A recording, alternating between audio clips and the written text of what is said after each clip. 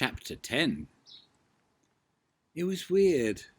Now that Streaker was under sentence of death, everyone became very fond and protective of her. She'd always been a pain, but she was also bouncy and cheerful and, well, mad. And we loved her for it, really. We didn't want to lose her.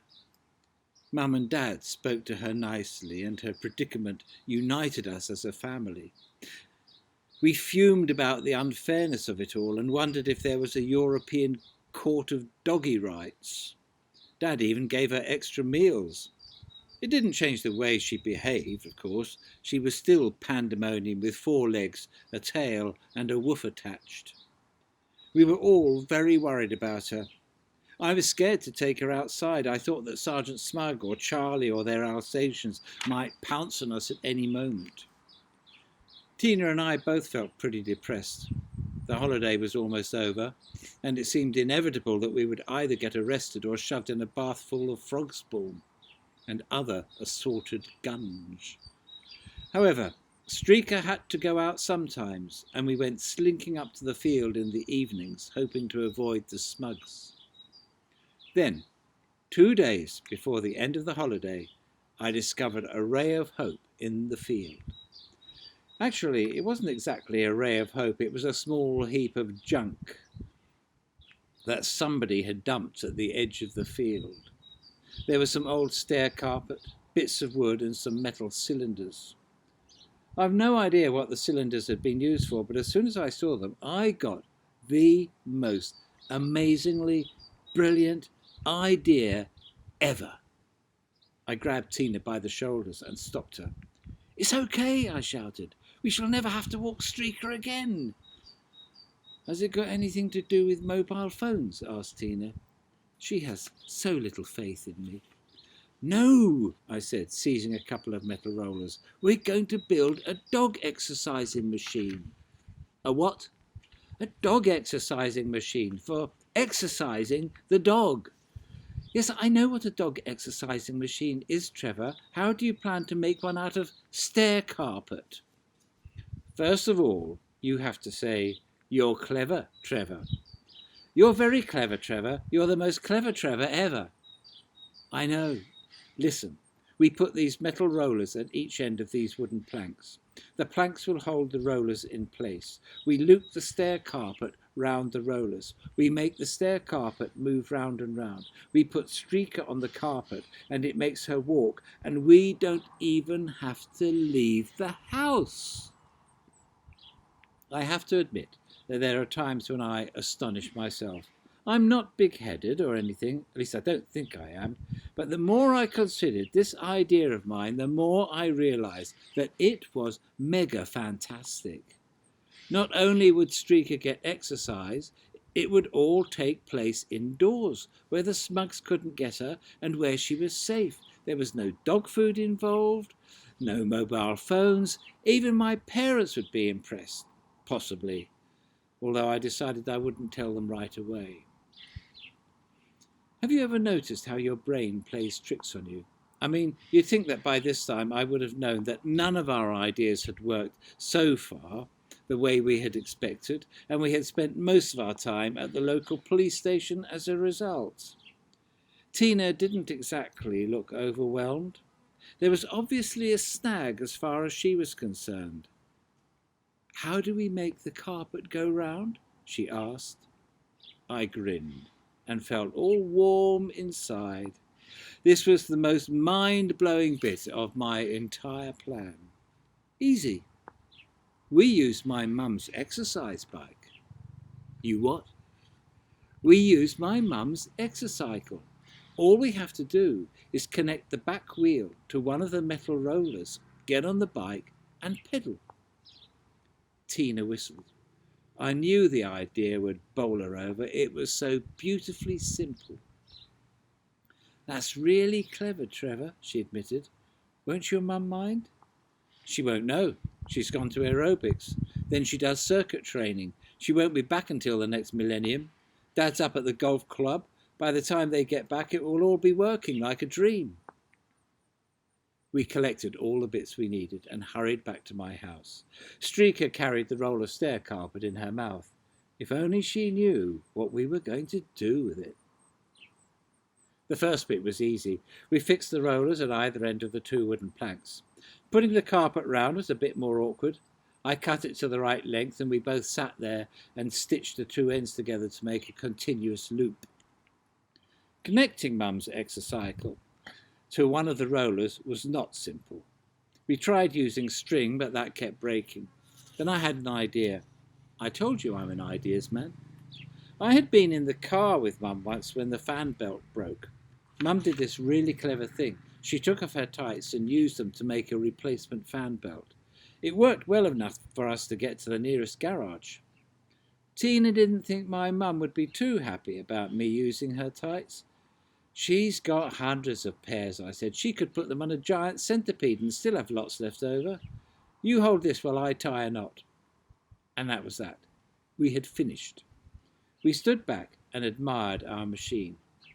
It looked a little odd, what with Mum's tights driving the roller and a platform made from stair carpet with lovely flowers printed all over it. Tina climbed onto the exercycle and began to pedal.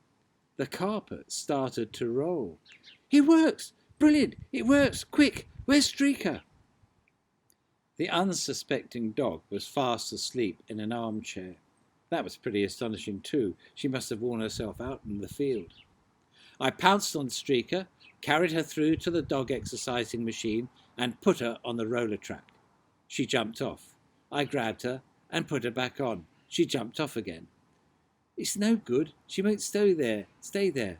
Look, you get the track rolling and I'll put her on when you've got some speed up. She'll soon get the idea.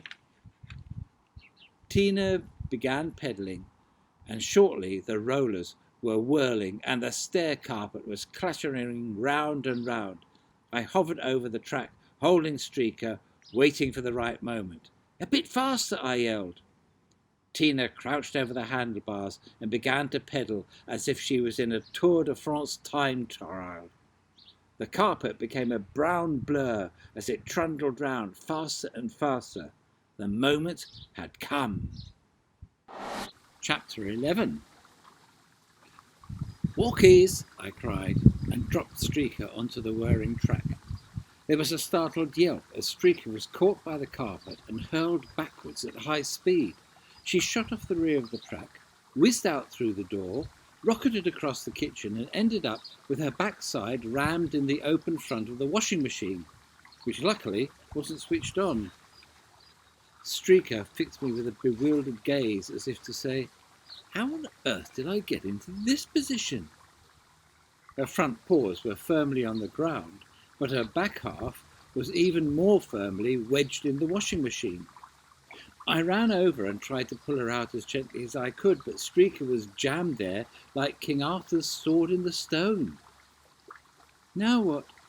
Tina gave me a silent shrug. She can't move, I went on. We've got to get her out. We need help. Tina shrugged again. What kind of help? She said. Who do we ask? Plumbers?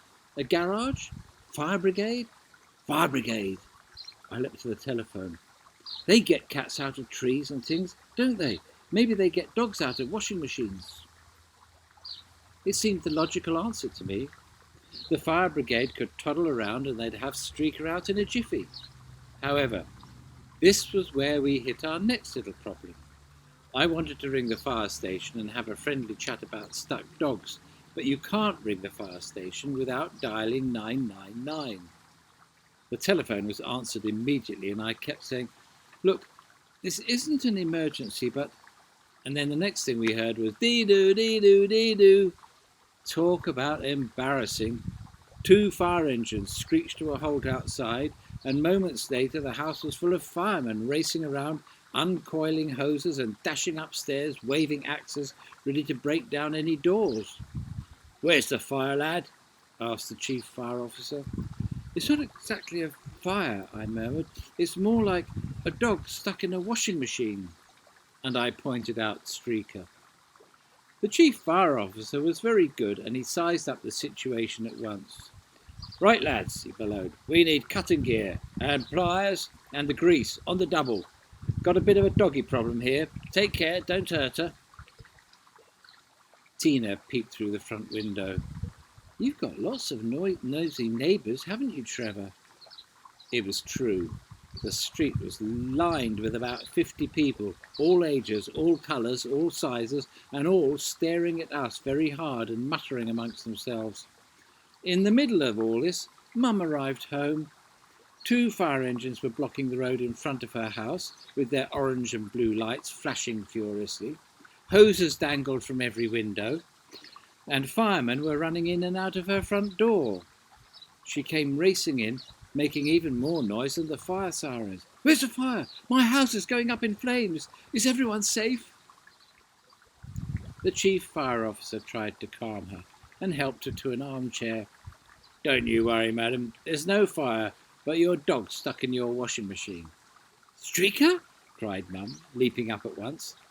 "She'll be tumble-washed. She'll drown. Oh, the poor dog. Get her out." "It's all right," explained the chief fire officer, calming her again. "She's going to be fine. The machine isn't on. She just has a stuck bottom. It won't take long." At that moment, one of the firemen shouted, "She's out, Chief. No problem." And Streaker went whizzing round everyone, barking with delight, jumping up and trying to lick their faces, and generally looking remarkably cheerful and unhurt by her little adventure. The firemen all had a good laugh about it, and Streaker probably got more pats than she'd had since he was born. Mum made them all a cup of tea, and after that they climbed back into their glorious machines and tootled back to the fire station. Mum waved them goodbye, all smiles, then came back inside and shut the front door with an ominous bang. She glared at her exercycle, her tights, and the old stair carpet.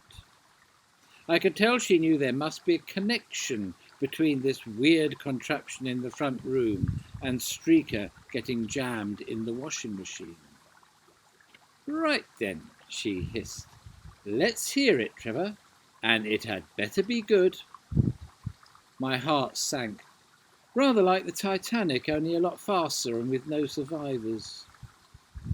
"It was my idea, Mrs. Larkey," said Tina, looking Mum straight in the eyes. "Really?"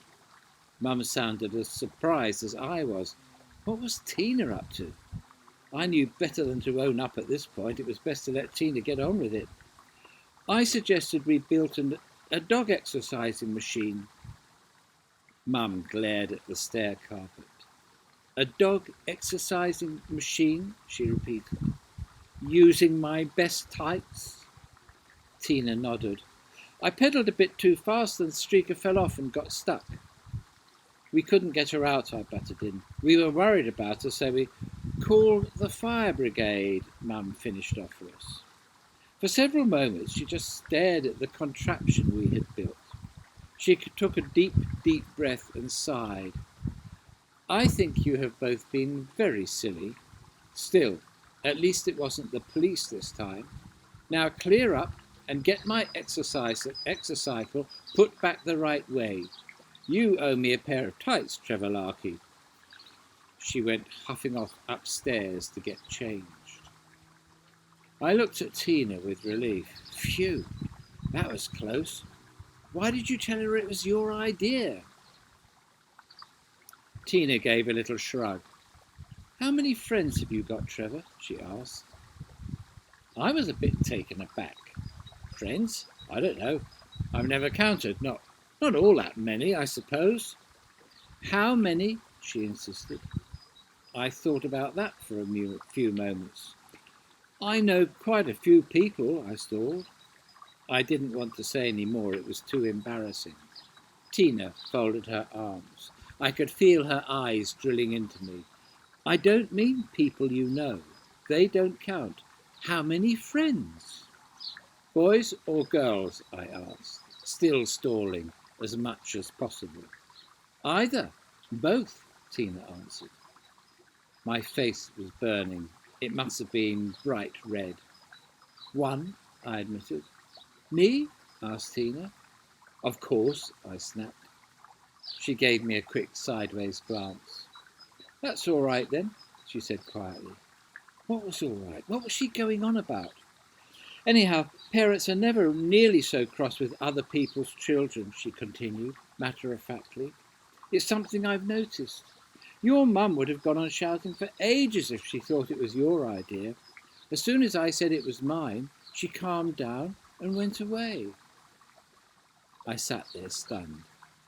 Why had I never noticed things like that? I think it's because Tina's a girl.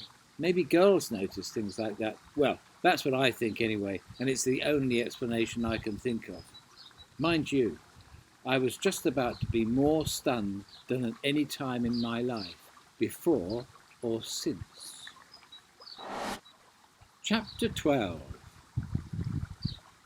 We'd better take the dog out, Tina reminded me. She hasn't actually had any exercise yet. I fetched the dog lead. Come on, Streaker. Time for walkies. Streaker leapt to her feet, trotted straight over, plonked her bottom on the floor, and waited for me to clip the lead to her collar. Were we astonished? No, that's not the word. Flabbergasted. That sounds better. We were flabbergasted. Streaker looked up at me with eyes that seemed to say, all right, I'll do anything, but don't jam my bum in the washing machine again. Pinch me, I'm dreaming, murmured Tina. Take her up to the field and see if she still obeys you. All the way to the field, Streaker was as good as gold, trotting quietly by my side, and when we got there, I let her off the lead. She went speeding off at once, and I thought, that was it. But as soon as I shouted, walkies, Streaker came hurtling straight back again. Tina couldn't stop laughing. That was what you said to her when you put her on the exercise machine. Walkies. For some reason, it makes her come straight back to you. It's brilliant, Trev. Streaker's been trained. It took several seconds for this to sink in properly. Tina was right. Streaker was trained. That meant we hadn't lost the bet, and she could come off death row. Everything was going to be all right. We stared at each other with enormous grins inside ourselves. I almost hugged Tina. Almost, I said. Tina and I were still celebrating this when something even more unexpected happened. Streaker was charging round the woods, doing her normal everyday impression of a cruise missile, when we heard startled cries and Charlie Smuggs suddenly appeared on the path. He wasn't alone. Sharon Blenkinsop was with him, and they were holding hands. They stared at us in horror. I wish you could have seen Charlie's face. He was furious.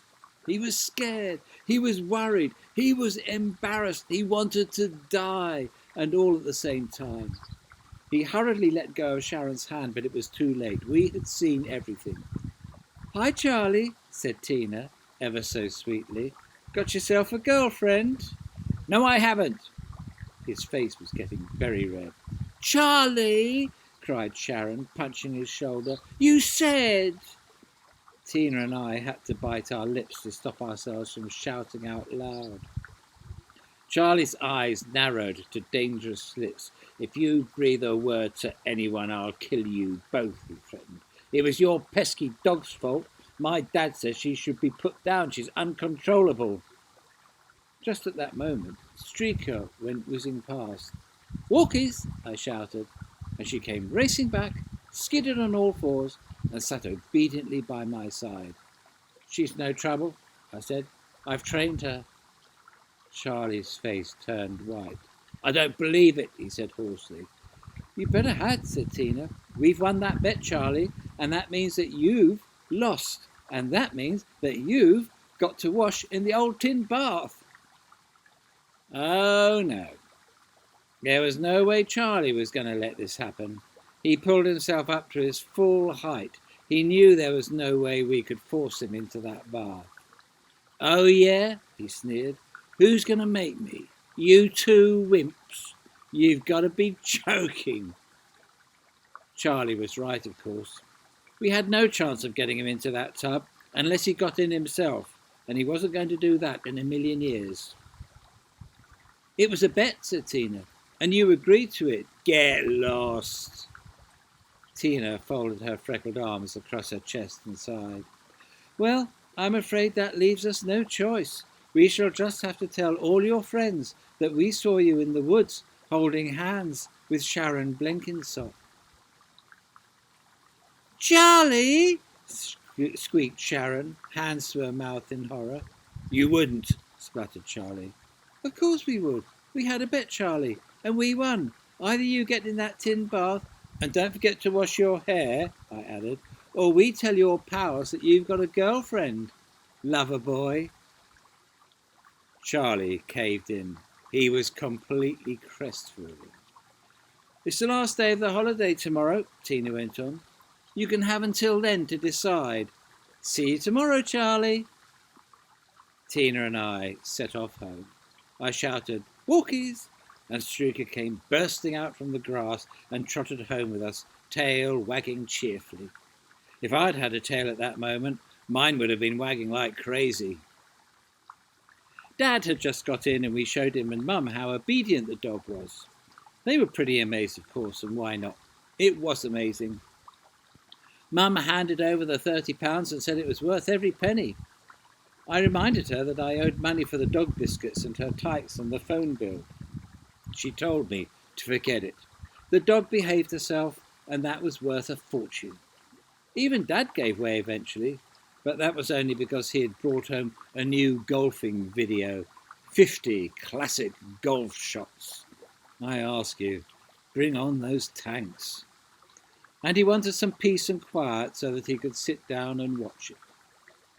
And that's it, really. It was great to have £30 sitting in my pocket. The only thing I felt a little bit bad about was teasing Charlie over having a girlfriend. After all, I said to Tina, we've never liked being teased about it. Oh, we're different, Tina explained.